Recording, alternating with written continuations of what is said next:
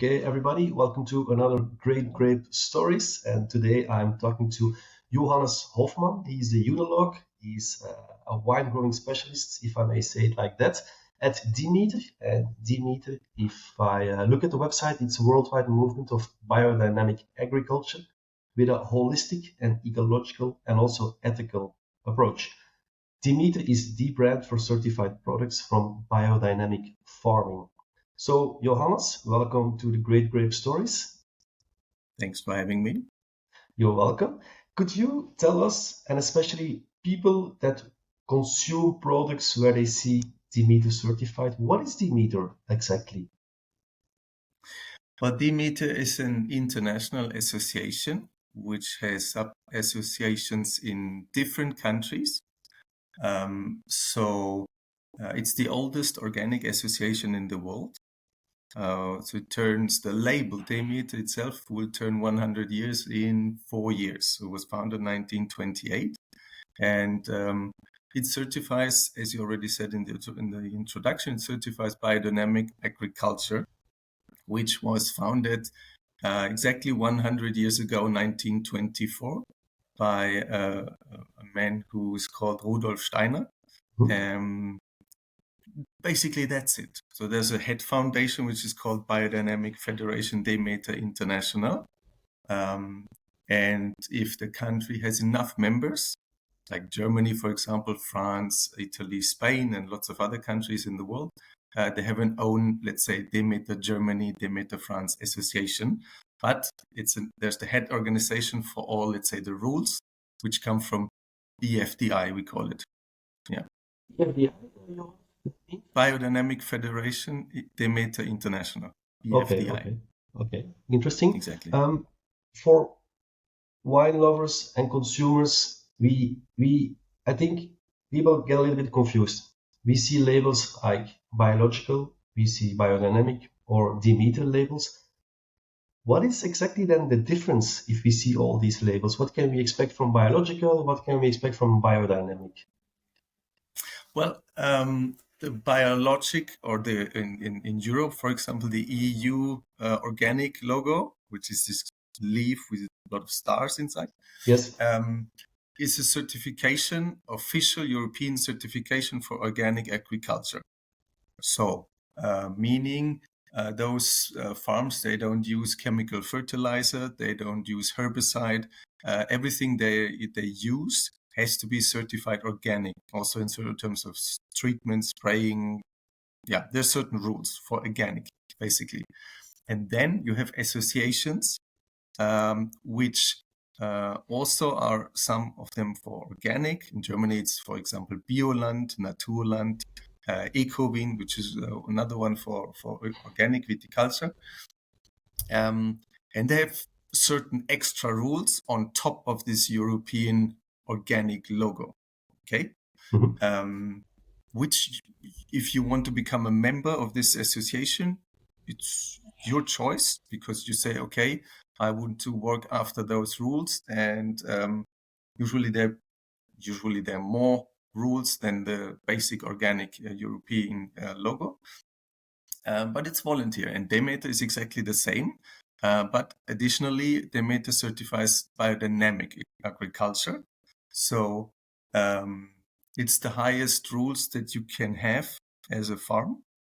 There's nothing above so far, let's say. And well, I mean, it's not easy to say the difference in one sentence between organic and biodynamic. But let's say we try to see a farm as an organism. So that works in a way as a circle by itself. And we try not to put too much into this circle, into this farm, as far as possible. And if you look at the traditional picture of a farm where you had cows that were eating grass mainly, producing manure, this manure you could use for your fields. You make compost, you just put it into your fields. Your fields grow, feed your other animals, feed yourself, you have fruit trees to feed yourself. So it's kind of circle. You don't need fertilizer mainly. That's one of the big topics actually, to sustain this farm. So it's a sustainable picture. It's 100-year-old idea. And on top, we have certain biodynamic preparations. I guess we'll come to that later. That helps us to sustain and to feed, let's say, our plants, our soils. Yeah. Okay, okay. If we zoom in specifically to wines and to vineyards, can you explain what, well, in a couple of sentences, what is needed to be certified Demeter specifically as a vineyard? Yes, of course I can. So, well, first you have to be certified organic. Many years we decided that this actually makes sense to have a base in the organic certification. So everybody who wants to become a Demeter member, especially in Europe, for example, has to be certified with the European organic logo. Okay. And then on top, what we do, you have to work with the biodynamic preparations. That's a law. There are certain standards concerning biodiversity.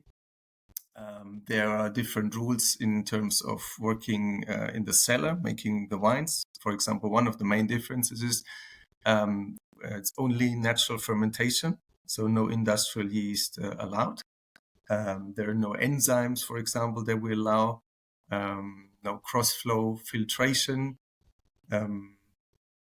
Things like this. We don't allow Johannes, any. can we zoom into Second, the cross-flow filtration? Can you explain? cross-flow filtration is a technique. It's quite an how can we say? It's quite a big and energy-consuming machine that has advantages and disadvantages. It usually is found. It's a filter to filter wine. It's usually found in bigger companies and especially in cooperatives. The advantage is it works mainly by itself. There's no leftovers, let's say. It has certain special, let's say, it's like metal or ceramic membranes where the wine flows through many times. And you can filter basically wine from quite cloudy to pretty very clear. But many years ago, we decided from Demeter, I mean, the members decided, we're an association, democratic, so yeah, that they don't like the idea of this machine because it treats the wine too much. It affects the wine too much. And the research we did was not good for the wine. So we decided we don't like, for example, this machine. Okay, okay. Yeah. There were other criteria in biodynamic or in Demeter that you were thinking of? Yeah, one thing is this? mainly we call it DAP in the cellar, diammonium phosphate, which is basically nitrogen for the yeast to feed the yeast during fermentation, which in organic viticulture is allowed to use. So you don't get any off flavors. Could happen, usually it doesn't if you have healthy vineyards. We don't allow this because, of course, we don't allow chemical fertilizer in the vineyards as well. So it's, for us, in a way, the same idea in the cellar. So this is one of the main differences too.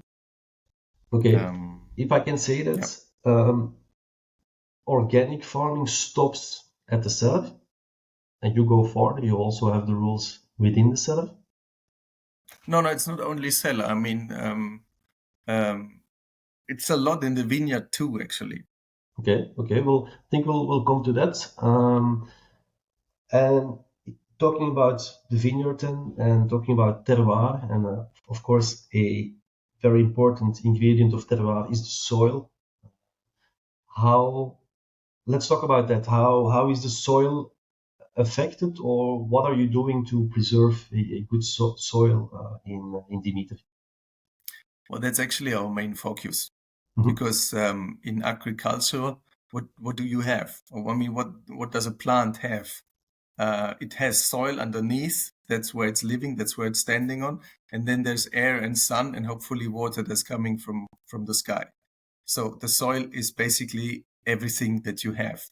So you have to have a healthy soil. Otherwise, agriculture, especially sustainable agriculture, doesn't make sense. So we try with a lot of different cover crop, let's say, different plants, different root systems, to have a permanent increase of humus. Mhm. I think that's the English word. It's not the dish, also very tasty, but Indeed. a I very understand healthy in Dutch. soil is like the black layer that you have usually on a healthy soil. Yeah. And this you get either if you use very high quality compost, which in viticulture is quite difficult because many times traditionally you use animal manure and other ingredients to make a good compost. Um, we are specialized companies, let's say. We're producing mainly only wine. Most of us don't have animals. So it's a bit more difficult to make a very high quality compost because you need different ingredients. But if we work with different seeds, uh, cover crop, it works pretty well too. Okay. And So that's the basic idea to get a very healthy soil and keep it healthy. And our biodynamic preparations help to support basically this idea. And what we want to do, I mean, you have so many microorganisms in the soil. So it's mainly bacteria and mushrooms. Um, and they only work, and there are a lot of them and very diverse, if you keep this place healthy. So if you treat it with fertilizer or chemicals, they get less and less. And of course, that's going to be a problem for your plants. As we said, the plant is living on top and in this soil. So the vine, for example, um, the majority of the vine that you see is inside the soil, actually. So it's about 80% of what's the vine is in the soil, and about 20% is what we see upstairs. Just to get a basic idea of what this plant is, to understand. Yeah. Okay. That's interesting. Can you share maybe some examples of wineries or vineyards that have today successfully implemented Demeter practices? I know on the website there's a lot of organizations and winemakers, but can you share some that come to your mind that are successful You mean internationally? internationally? And also maybe is it easier to be certified for vineyards specifically more on this more in the south than on our zone of the world? Let's say Germany, Riesling wine or Alsace wine. Is it more difficult to work biodynamic in those regions than say south of France, Pays d'Oc? And do you have examples of that? Mm-hmm. Listen, I mean, I wouldn't say it's more difficult. It's maybe a matter of organic treatments in the vineyard. So if you have a region which is very humid, organic viticulture is a bit more difficult because on the fungal disease like mildew, downy mildew, for sure there are areas in Germany where this is more difficult, and south of France. I used to work there many years ago, and back then they told me that about 40% of the wineries were organic, which is a lot, which is beautiful, but it was much easier and it was actually cheaper to be organic than conventional. Mhm, yes. Um, so this is maybe a thing, yes, but biodynamic doesn't really matter. I wouldn't say it's a climatic issue. No. Okay. Um, Okay. and internationally, I mean, we in Germany, for example, we're about 115 certified Demeter wineries. There are more wineries working biodynamic. There's another, basically one in Germany association which is called Respect Biodyn, which is also officially certified biodynamic. And Mhm. there's another one, a big one in France, which is called Biodivin. They are also certified biodynamic. I don't know exactly how many they are. In the Demeter, France, for example, I think we have 700 or 800 members, because France obviously is much bigger than Germany. And there's a lot of examples of famous wineries. I mean, if you want to name big names, I think even Romane Conti is working biodynamic. Not, I think, I know. They're not certified. Why should they be?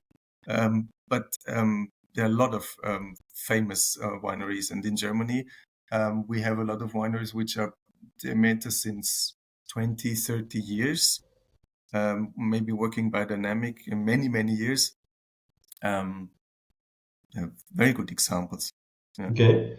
What, as a consumer, what does this mean to me? If I like to drink a bottle of wine, I see certified organic, I see certified Demeter. What does this mean for me as a consumer? That's a good question. What does it mean? Well, first, both you can be sure there's no chemical, let's say, fertilizer and chemicals used for the treatments. That should be safe. That's proven, and that's controlled as well. For Demeter product, as I already mentioned, there are certain standards that you can easily look up in the internet if you're interested in this. But like somebody who's a good consumer and who's interested into the background, it's important to see. So you can see that there's no industrial yeast, and that people who work after the Demeter standards try to have basically every place they work in a very healthy and diverse environment. We try to make very living products, let's say. That's why we do not allow a lot of treatments. For example, it's a little bit of a discussion at the moment, but alcohol-free wine is not allowed in Demeter because it's quite a lot of treatment. So you need big machines that use a lot of energy and treat the wine a lot to take out the alcohol. Like the spinning cone. I'm sure there's a market I'm sure there's a market for non-alcoholic wines, which is great. But for us, it doesn't really make sense to put so much energy and to treat the wine so much to make this product. Okay. Yeah. Okay. As an organization dedicated to biodynamic, what do you think is the future of biodynamic? What do you see evolve? What are the next steps? You are there for 100 years now. Mm-hmm. What are the next 100 years? Interesting question. But as we see climate change, and of course not every year, but many times we see more problems, dry years, super wet years, problems with fungus. I think it's more up to date than ever, actually. And it's not only me saying this, because if you work in a biodynamic way, you give your plants and your soils the possibility to handle all these more intense and difficult situations in a better way. They just balance easier. So if it's very hot, a biodynamic vineyard can handle better. If it's very dry, it can handle better. And I think it's just a truly sustainable way to go into the future of agriculture, viticulture. We're part of agriculture. So, and I think it's more important, and what we also try to do, it's not a rule because it's a bit difficult. Actually, in some countries it is, to get back the animal into the production. Let's say in viticulture, for example, so to get especially sheep. We're experimenting a lot, and there are also research projects to put sheep into vineyard. Goat is a bit of a problem because they eat everything.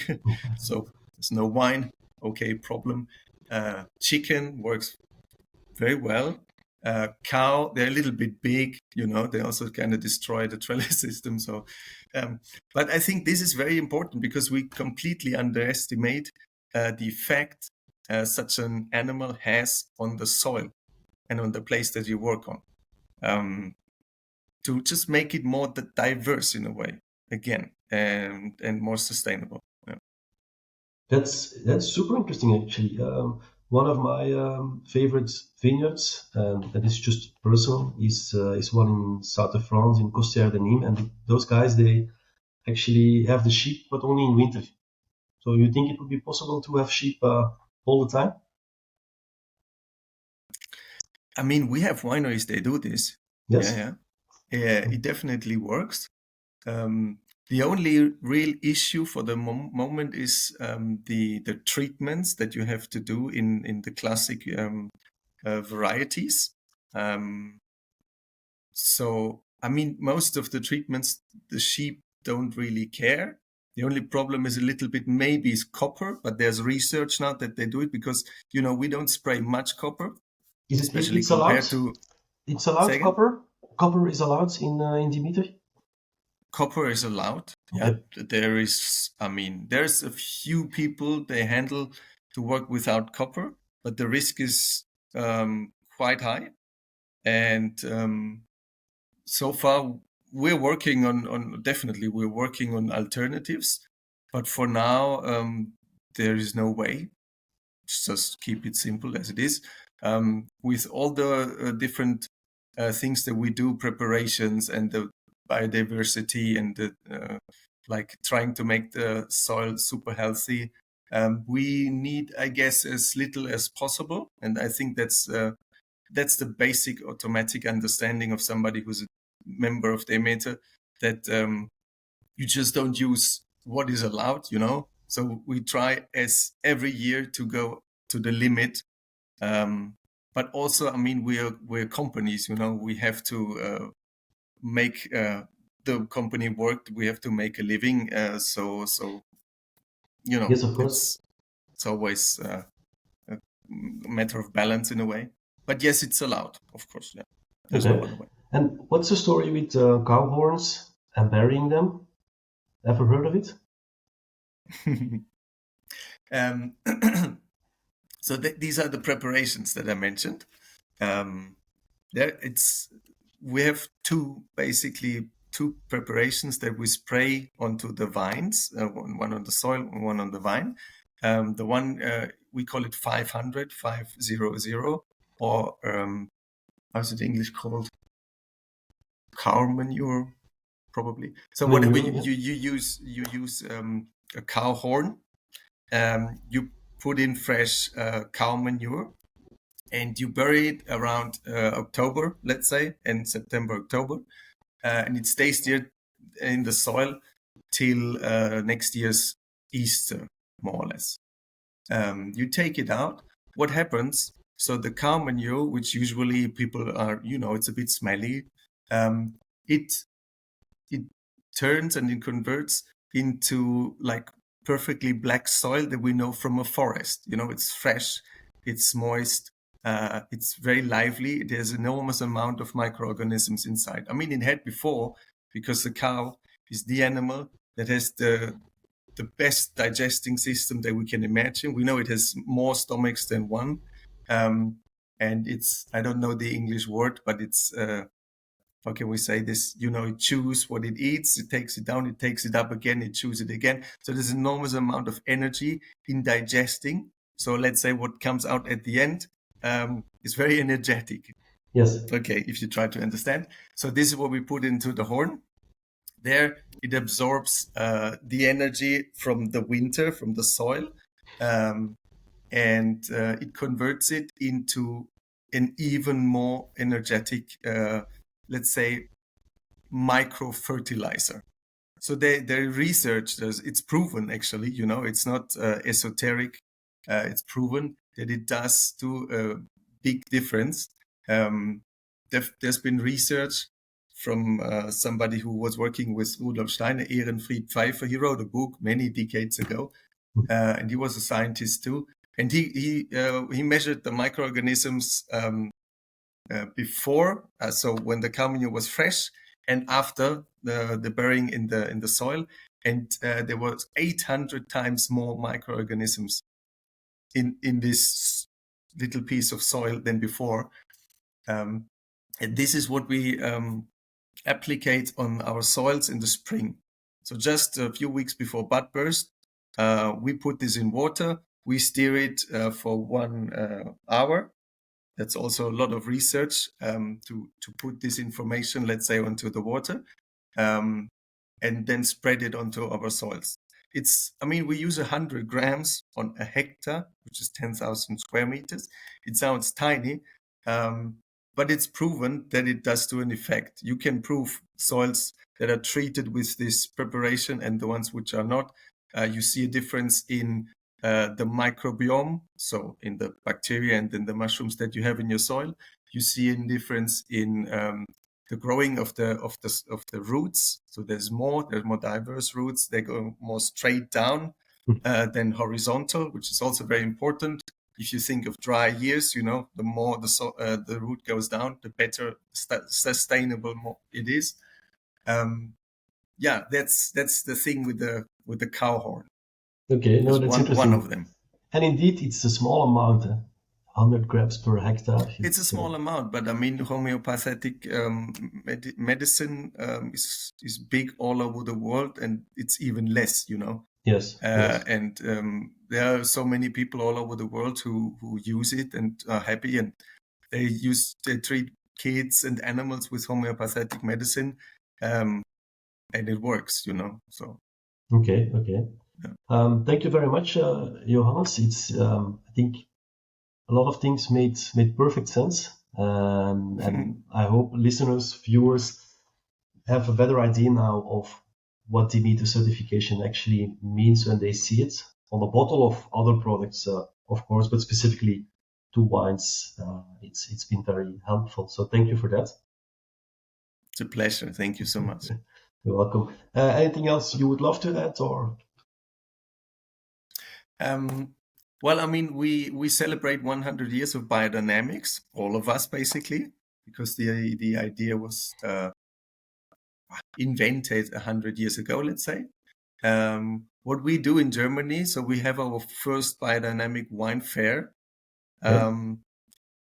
which we had the idea a long time ago, but now we made it happen. It will take place on the 29th and 30th of April, so in a few weeks in Mainz. It's a Monday and a Tuesday. And it's not only Demeter, it's also Respect Biodyn and Biodivin. So all three organizations together, which is a great celebration. Yes, so if somebody's interested, it's for trade, gastronomy, unfortunately not for private people. But if somebody's interested, you can find it in the internet. There's information. Biodynamic Wine Fair. All right, that's interesting, and thanks for mentioning that. All right, thanks, Johannes. Have a very lovely day, and maybe we see each other at the fair or anytime soon. Would be happy. All right, fantastic. Great.